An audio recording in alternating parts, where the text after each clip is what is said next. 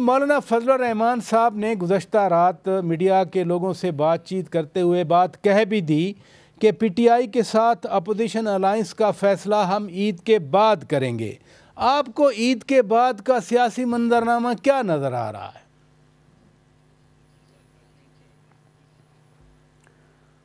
शुक्रिया पराजा साहब। देखें, ये जो आपने सवाल किया है, ये इसका जो जवाब है वो इतना सिंपल तो है नहीं है। इसकी आज जिस तरह कि आपने अपने इब्तदाइये में सियासी इत्तेहादों की एक तारीख़ बयान की है, तो उस तारीख़ को सामने रखते हुए अगर हम आज की सूरत हाल में आपका सवाल जो है उसका जवाब तलाश करें, तो जो सियासी इत्तेहाद होता है ना, उसमें वो तमाम पार्टियां इकट्ठी हो जाती हैं जिनके के मुफादात मुश्तरका होते हैं। अब अगर इस वक्त देखा जाए तो जो पाकिस्तान तहरीक इंसाफ है उसके और जमीयत उलमा इस्लाम फजलुर रहमान ग्रुप है, इसके कौन से मुफादात मुश्तरक हैं?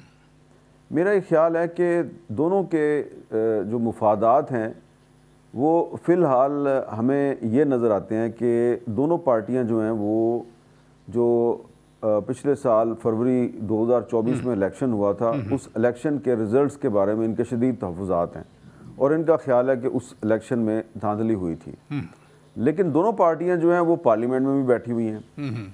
मौलाना फजलुर रहमान साहब जो हैं वो पार्लियामेंट का हिस्सा हैं, लेकिन इमरान खान साहब पार्लियामेंट का हिस्सा नहीं है, वो अडयाला जेल में हैं।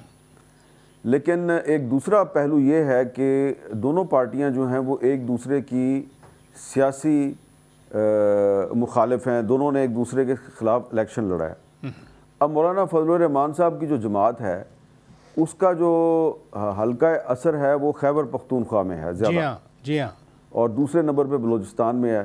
तो खैबर पख्तूनख्वा में जो मौलाना साहब जो हैं वो जो सीटें हारे हैं कौमी और सूबाई असम्बली की, उन ज़्यादा सीटों पर तो तहरीक इंसाफ को कामयाबी हासिल हुई है। जी।